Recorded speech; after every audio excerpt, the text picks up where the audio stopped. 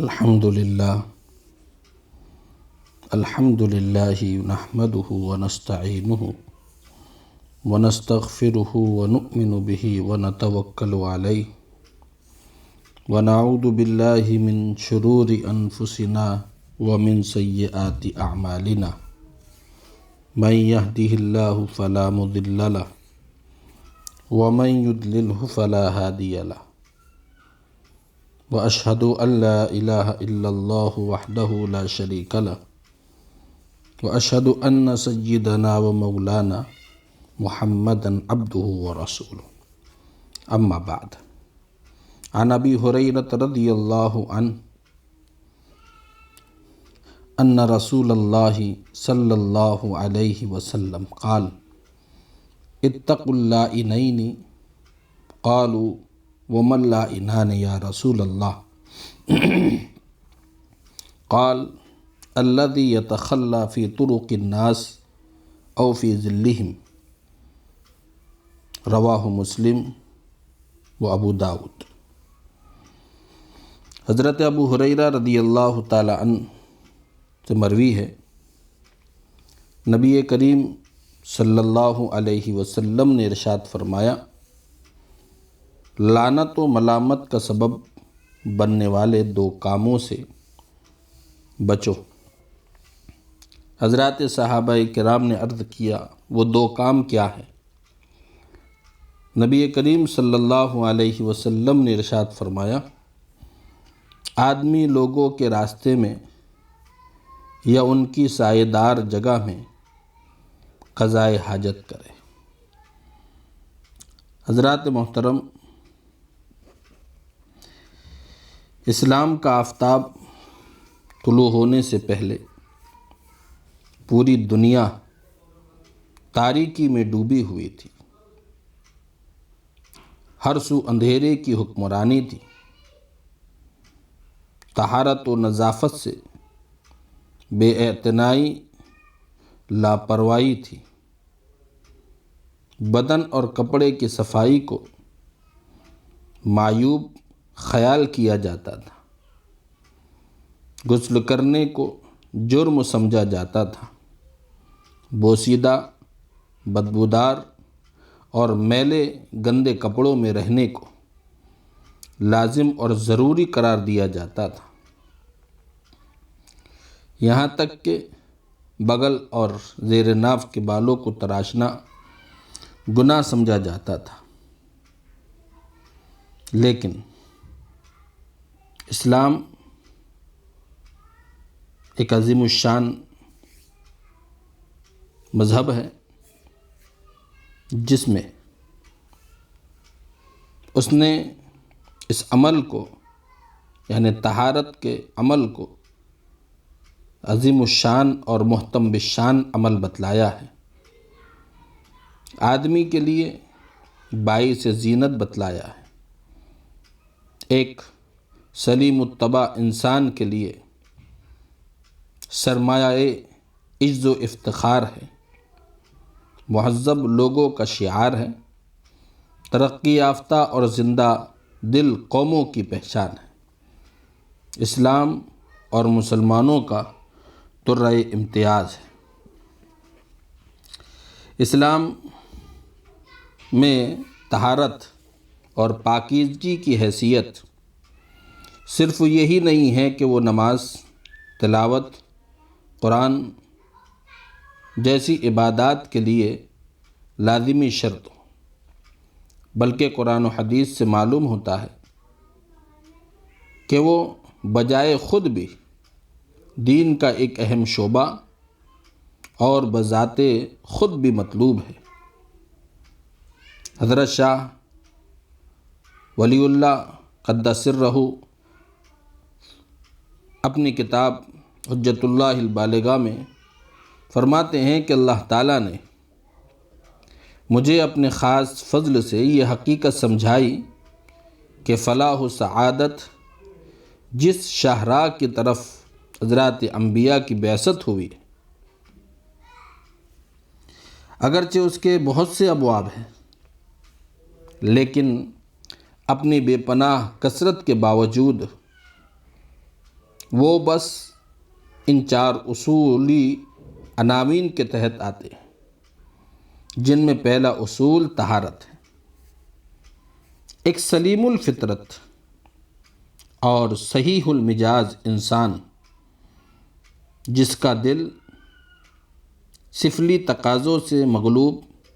اور ان میں مشغول نہ ہو، جب وہ کسی نجاست سے آلودہ ہو جاتا ہے یا اس کو پیشاب یا پاخانے کا تقاضا ہوتا ہے، وہ اپنے نفس میں ایک خاص قسم کا تکدر، گرانی اور بے لطفی، سخت ظلمت کی ایک کیفیت محسوس کرتا ہے اپنی طبیعت میں، اپنے دل میں۔ پھر جب وہ اس حالت سے نکل جاتا ہے، یعنی اس سے فارغ ہو جاتا ہے، پھر وہ اچھی طریقے سے استنجا و طہارت کر لیتا ہے، صاف ستھرے کپڑے پہن لیتا ہے، خوشبو کا استعمال کرتا ہے، تو نفس کے تکدر اور طبیعت کی ظلمت کی وہ کیفیت جاتی رہتی ہے۔ اس کے بجائے اپنی طبیعت میں وہ سرور اور فرحت کی کیفیت کو محسوس کرتا ہے۔ دراصل پہلی کیفیت اور حالت کا نام حدث یعنی ناپاکی رکھا گیا ہے، اور دوسری کا نام طہارت یعنی پاکی رکھا گیا ہے۔ انسانوں میں جن کی فطرت سلیم، جن کا ذوق صحیح ہے، وہ ان دونوں حالتوں اور کیفیتوں کے فرق کو واضح طور پر محسوس کرتے ہیں اور اپنی طبیعت و فطرت کے تقاضے سے ناپاکی کی حالت کو ناپسند اور پاکی کی حالت کو پسند کرتے ہیں۔ اور نفس انسانی کی یہ طہارت اللہ کے فرشتوں کی حالت سے بہت مشابہت اور مناسبت رکھتی ہے، کیونکہ وہ دائمی طور پر تمام آلودگیوں سے پاک، صاف اور نورانی کیفیت سے شادہ و فرحہ رہتے ہیں۔ اسی لیے حسب امکان طہارت و پاکیزگی کا اہتمام انسانی روح کو ملکوتی کمالات حاصل کرنے اور الہامات و منامات کے ذریعے ملأ اعلیٰ سے استفادہ کرنے کے قابل بنا دیتا ہے۔ اس کے برعکس جب آدمی حدث اور ناپاکی کی حالت میں ڈوبا رہتا ہے تو اس کو شیاطین سے ایک مناسبت اور مشابہت ہو جاتی ہے۔ شیطانی وساوس کی قبولیت کی ایک خاص استعداد اور صلاحیت اس میں پیدا ہو جاتی ہے اور اس کی روح کو ظلمت گھیر لیتی ہے۔ حضرت شاہ صاحب اپنی کتاب میں دوسرے مقام پر فرماتے ہیں، طہارت کے احکام اور اس کے اسرار ہی کا بیان کرتے ہوئے ذکر کرتے ہیں کہ طہارت کی 3 قسمیں ہیں۔ ایک حدث سے طہارت، یعنی جن حالتوں میں غسل، وضو واجب یا مستحب ہوتا ہے، ان حالتوں میں غسل یا وضو کر کے شرعی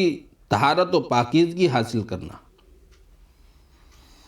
اور دوسری ظاہری نجاست سے جسم اور اپنے کپڑوں کو یا جگہ کو پاک کرنا، اور تیسرے جسم کے مختلف حصوں میں جو گندگیاں اور میل کچیل پیدا ہوتا رہتا ہے ان کی صفائی کرنا، جیسے دانتوں کی صفائی، ناک کے نتنوں کی صفائی، ناخن کی صفائی، زیر ناف کی صفائی، یہ سب طہارت ہی کے اندر شمار کیے جاتے ہیں۔ جو حدیث آپ حضرات کے سامنے تلاوت کی گئی ہے،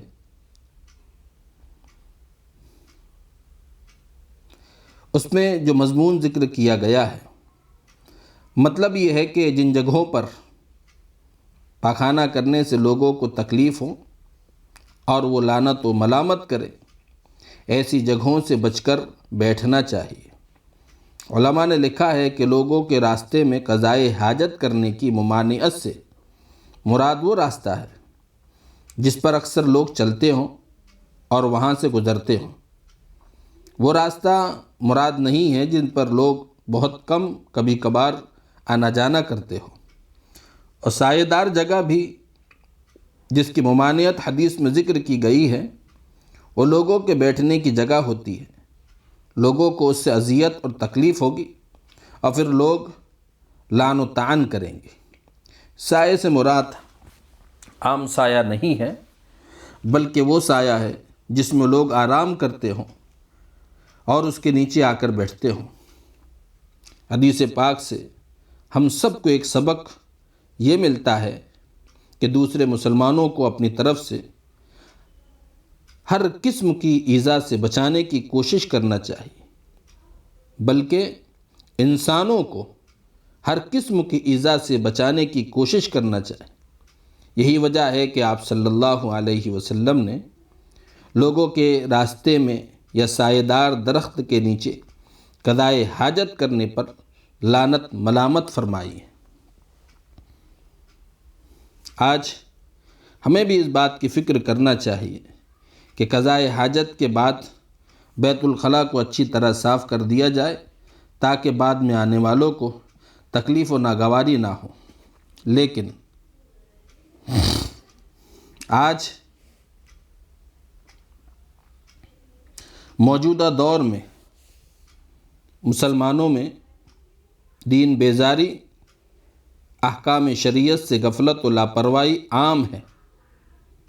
اسلام کی ساری تعلیمات و ہدایت کو وہ فراموش کر بیٹھے۔ اسلامی معاشرے میں انگریزی تہذیب و کلچر کی جڑیں گہری ہو چکی ہے۔ مسلم معاشرے سے اسلامی اطوار و عادات ناپید ہو گئے ہیں۔ طہارت و نظافت جو کبھی مسلمانوں کا طرۂ امتیاز تھا، افسوس کہ آج مسلمانوں سے اس سے بیگانے ہو چکے ہیں۔ ہمارے بہت سے مسلمان بھائی طہارت و نظافت کے احکام سے نہ آشنا اور نہ بلد ہیں،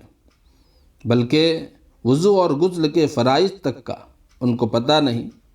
نجاست و ناپاکی کے ازالے کا طریقہ معلوم نہیں، کن چیزوں سے وضو ٹوٹ جاتا ہے،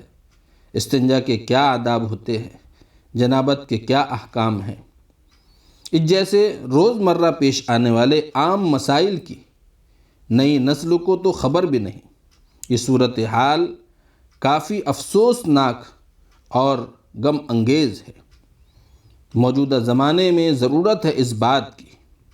کہ نئی نسل کے سامنے طہارت و صفائی کی اہمیت اور عظمت کو اجاگر کیا جائے، طہارت کے بنیادی احکام سے انہیں روشناس کرایا جائے، اسلامی تہذیب و ثقافت سے محبت کا نقشہ ان کے دلوں میں بٹھایا جائے۔ اللہ رب العزت سے دعا ہے کہ اللہ تعالیٰ امت مسلمہ کو، ہم سب کو حق بات کے سمجھنے اور اس پر عمل پیرا ہونے کی توفیق عطا فرمائے۔ آمین۔ وآخر دعوانا ان الحمد للہ رب العالمین۔